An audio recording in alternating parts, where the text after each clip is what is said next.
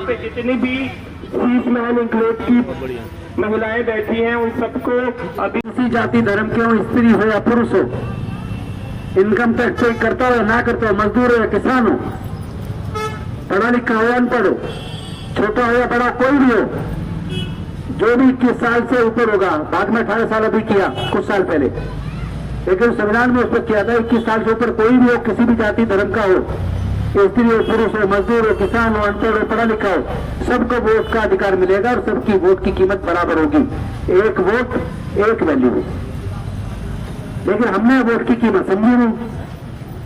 हम लोग सब, कोई शराब की बोतल में, कोई 200-400 रुपए में, 500-1000 रुपए में, कोई छोटे वायदों में अपनी वोट दे रहा है, कोई धर्म के नाम पर वोट दे रहा।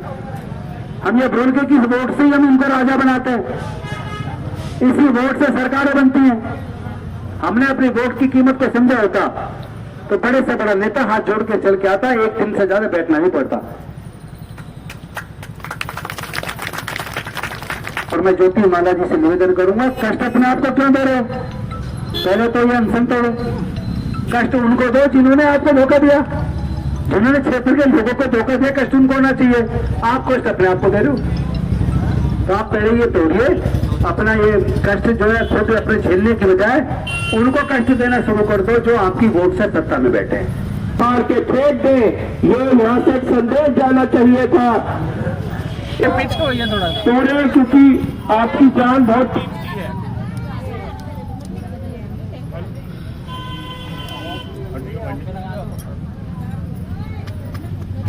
कृपया आप सब तालियां बजा के।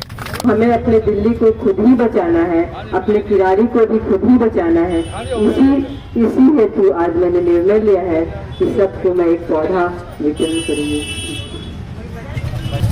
सर, लगातार 9 दिन से ज्योति माला जी अनशन पर बैठी हुई, यहाँ पर अनशन पर आप अनशन तोड़वाने के लिए आए हैं।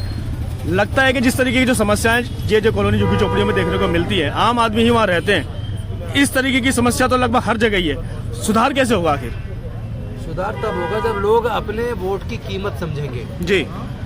जब तक लोग भावनाओं में बह के वोट करेंगे, जब तक लोग जाति धर्म के नाम पर वोट करेंगे, जब तक लोग हिंदू मुसलमान पे वोट करेंगे, जब तक लोग छोटी छोटी जो वायदे कर दिए जाते हैं उन पे भरोसा करके और उनको अपना मालिक समझेंगे, MP MLA को, पॉलिटिकल लीडर्स को, जब तक वो उनको अपना मालिक समझेंगे तब तक ये सब चलेगा।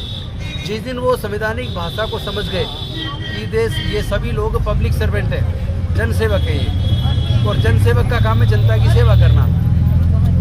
साथ ही साथ चुनाव से पहले जो वायदे किए जाते हैं, अगर वायदों के टाइम पर ही उनके साथ उनसे लिखित में लिखवा लिया जाए कि आप यहाँ जो वायदा करके जा रहे हो, ये वायदा आप पूरा नहीं करेंगे तो भाई अगली बार फिर पूरा क्षेत्र, पूरा समाज आपके खिलाफ होगा। तो लोग वोट से डरते हैं, राजनीतिक लोग। आम जनता वोट की कीमत समझ नहीं रही है। आम आदमी की पार्टी की जब हम बात करते हैं तो आप खुद उसमें मंत्री पद आपने छोड़ा है, लगता है कि आम आदमी पार्टी में वो जगह जो विश्वास जनता ने दिया था वो बचा है क्या? नहीं, वो विश्वास तो उन्होंने खुद ही खत्म कर दिया, उनको दुश्मन की जरूरत नहीं है। अच्छा। वो कहते थे हम राजनीति बदलना है, लेकिन अब क्या हुआ कि वो खुद बदल गए। राजनीति को नहीं बदल पाए, लेकिन खुद बदल गए।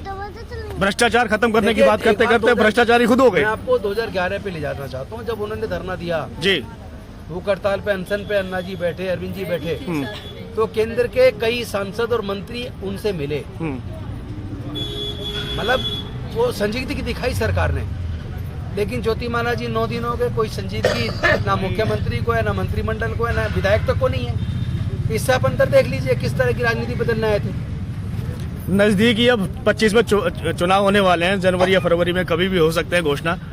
क्या लगता है कि अब इस समय जो जनता है उसका रुख किधर जाने वाला है? देखिए, जनता तो जब तक जागरूक नहीं होगी तब तक ये कहना बड़ा मुश्किल है कि जनता के मुद्दों पे पार्टियां चुनाव जीतेंगी।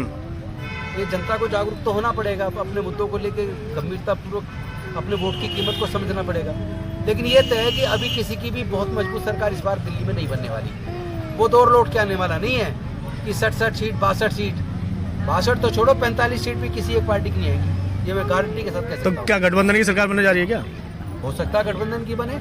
अच्छा, तो गठबंधन में तो आम आदमी पार्टी और कांग्रेस दोनों है। जिस जनता को नौकर समझ रहे हैं जी, और जिसको ये सोच रहे हैं कि जनता बेवकूफ है, तो ऐसे ही वोट डाल देगी जैसे अब तक डालती आ रही है, ऐसे होगा नहीं। अब जनता से क्या अपील करेंगे आप? मैं जनता से एक ही अपील करूंगा कि आप इनको पब्लिक सर्वेंट ही माने, मालिक ना माने। MP MLA को, मुख्यमंत्री को, मंत्री को, इनको आप मालिक मानने के बजाय पब्लिक सर्वेंट माने, अपना सेवक माने। साथ ही साथ अपनी वोट की कीमत समझें। ये वोट की कीमत ही है जो बड़े से बड़ा नेता पैर हाथ जोड़ के आपके सामने चुनाव के टाइम पे जरूर आता है, चाहे 5 साल गायब रहे। तो अगर आप अपनी वोट की कीमत समझोगे और उनको बाध्य करोगे तो यही नेता आपके लिए काम भी करेंगे।